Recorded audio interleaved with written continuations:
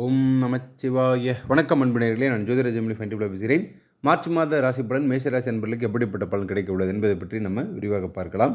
ஆறுபடை முருகன் அனுகிரகம் பெற்றவரும் யாருக்கும் அடிப்பணியாதவருமான மேஷராசி அன்பர்களே, இம்மாதம் உங்கள் ராசி அதிபதி செவ்வாய் உங்களின் விதியை மாற்றி அமைக்கும் சக்தி பெற்றவராக உச்சம் பெற்று யோகத்தை மட்டுமே அளிப்பாருங்க. பணவர வரும் தேதிகள் உங்களுக்கு 1, 2, 5, 8, 9, 12, 15, 17, 20, 23, 24, 26, 28 போன்ற தேதிகள் நிச்சயம் பணவரவு வரக்கூடும். சந்திராஷ்டம நாட்கள். முதல்ல இந்த சந்திராஷ்டமம்னா பார்த்திங்கன்னா, உங்கள் ராசிக்கு 8ஆம் மனையில் பார்த்திங்கன்னா மாதந்தோறும் இந்த 2.5 நாளைக்கு மறைவார் சந்திரன். அந்த நாட்களில் கொஞ்சம் கவனமாக இருக்கணும். ஏன்னா அங்கே தான் உங்களுக்கு பார்த்திங்கன்னா மனோகாரகன் சந்திரன் ஒரு குழப்பத்தை கொடுப்பார், டென்ஷனை கொடுப்பார். அதே டைமில் சண்டை சச்சரவுகள்லாம் ஏற்படக்கூடும், மன சஞ்சலம் ஏற்படக்கூடுங்க. ஸோ இந்த மாதம் நீங்கள் ரொம்பவே கேர்ஃபுல்லாக இருக்கக்கூடிய நாட்கள் 2/3/2024 காலை 6:15 மணி முதல் 4/3/2024 நண்பகல் 12 மணி வரை. கிட்டத்தட்ட 2.5 நாட்களுக்கு முழுமையாக சந்திராஷ்டமம் இருப்பதால் இதிலும் நீங்கள் கவனம் தேவைப்படக்கூடும். உங்களுக்கு குறிப்பாக வேலை செய்யும் இடத்திலும் குடும்பத்திலும் சண்டை சச்சரவுகள் வரக்கூடுங்க. காதலர்கள் விட்டு கொடுத்து போங்க. வண்டி வாகனம் ஓட்டும்போது நல்ல ஒரு கவனத்தோடு வண்டி ஓட்டுவது நல்லதுங்க. காரியத்தடை விலக விநாயகர் மற்றும் ஆஞ்சநேயர் வழிபாடு செய்துவிட்டு வெளியே நீங்கள் போகலாங்க. வேலை மற்றும் தொழில் பொறுத்தவரையில் பார்த்தீங்கன்னா ஒருவருக்கு கர்மஸ்தானம், அதாவது நீங்கள் என்ன செய்வது, வாழ்க்கையில் எப்படி நீங்கள் ஜெயிக்க போகிறீங்க, இதெல்லாம் 10ஆம் இடத்தை வச்சு சொல்லக்கூடியது. ஜீவனம், தொழில், கௌரவம் 10ஆம் இடம் தாங்க. உங்கள் 10ஆம் வீட்டுக்குரியவன் சனி பகவான் அவர் 11ஆம் ஸ்தானத்தில் லாபஸ்தானத்தில் இருப்பது ரொம்பவே சிறப்புங்க. மேலும் செவ்வாய் பகவான் உச்சம் பெற்று உங்களுக்கு 10ஆம் வீட்டில் இருப்பது வேலை தொழில் சிறப்பாகவே இருக்கக்கூடும். சொந்தமாக தொழில் செய்யக்கூடிய உங்களுக்கு பார்த்திங்கன்னா பழைய பிரச்சனைகள் தீரக்கூடும். புதுமையான யுக்தியை தொழிலில் பயன்படுத்தி வியாபாரத்தை வெவ்வேறு வழிகளில் பொருளாதார முன்னேற்றத்தையும் கொண்டு வருவீங்க. ராசியில் குரு பகவான் இருப்பதால் வருமானத்தையும் நல்ல ஒரு வளர்ச்சியும் நீங்கள் நிச்சயம் ஏற்படுத்தி கொள்வீங்க. வேலைவாய்ப்பு விஷயங்களை பொறுத்த வரைக்கும் பார்த்திங்கன்னா உங்களின் நிலைமை அப்படியே மாறக்கூடுங்க. நண்பர்கள் மூலமாக உயர்ந்த நிறுவனங்கள் வேலை கிடைக்க பெறுவீங்க. இன்டர்வியூவில் பார்த்திங்கன்னா உங்களுடைய திறமை பளிச்சிடும். புதன் லாபஸ்தானத்தில் இருப்பதால் வருமானமும் நினைத்த மாதிரியே வரக்கூடுங்க. கம்ப்யூட்டர் சாஃப்ட்வேர் முதல் கவர்மெண்ட் துறையினர் வரைக்கும் அத்தனை பேருக்குமே பார்த்திங்கன்னா மன நிறைவான மாதமாக இருக்கக்கூடும். வெளிநாட்டுக்கு வேலைக்கு தொடர்பாக முயற்சி செய்து கொண்டு உங்களுக்கு பார்த்திங்கன்னா 12ஆம் இடம் பொதுவாக நல்லா இருக்கணுங்க. 12ஆம் இடம் தான் பார்த்திங்கன்னா அயன சயன சுகஸ்தானம் மற்றும் வெளிநாடு, வெளியூர், வெளி மாநிலங்கள். உங்கள் 12ஆம் இடத்தில் ராகுபவன் இருப்பது பார்த்திங்கன்னா கடல் தாண்டிய பயணத்தை கொடுப்பார். துபாய், UAE மற்றும் வெஸ்டர்ன் கண்ட்ரிகளில் உங்களுக்கு வேலை கிடைக்க பெறுவீங்க. ஒருவருக்கு 12-8 தொடர்பு இருந்தாலே வலுவாக இருந்தால் அந்நிய தேசம் போவாங்க. அப்போ வெளிநாட்டில் இருப்பவர்களுக்கு இனிமையான செய்திகளும் உங்களுக்கு வரக்கூடும்.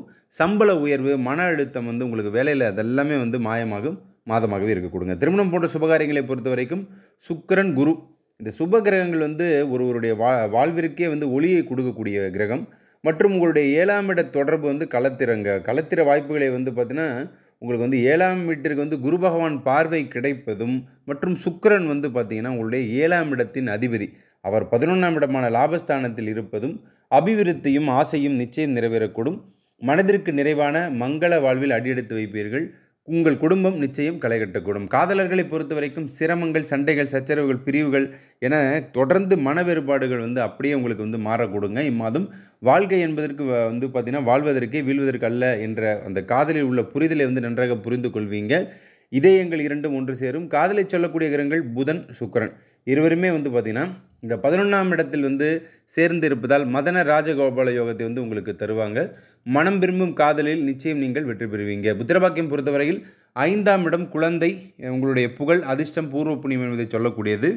உங்கள் 5ஆம் இட அதிபதி சிம்ம சூரியன் அவர் 11ஆம் ஸ்தானத்தில் இருப்பதும் குருவின் பார்வை 5ஆம் இடத்திற்கு கிடைப்பதும் நிச்சயம் சந்தான பாக்கியம் மன மகிழ்ச்சியை கொடுக்கக்கூடிய மாதமாக இருக்கக்கூடும். மாணவர்களை பொறுத்த வரைக்கும் குரு பகவான் ராசியில் இருப்பதால் அதிக மதிப்பெண்கள் வருகின்ற பொதாண்டத்தில் எடுத்து காட்டுவீங்க. நேரம் தவறாமல் ஆசிரியர் சொல்படி நடந்து கொள்வீங்க.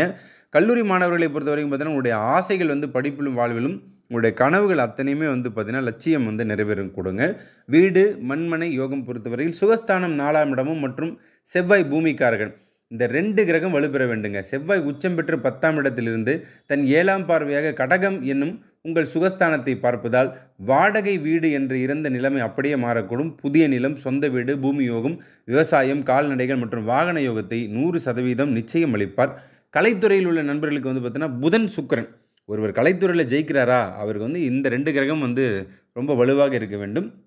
கலை சினிமாவை சொல்லக்கூடிய இடமும் பார்த்தீங்கன்னா 5ஆம் இடம். சிம்ம சூரியன் தான் உங்களுக்கு 5ஆம் இடம்.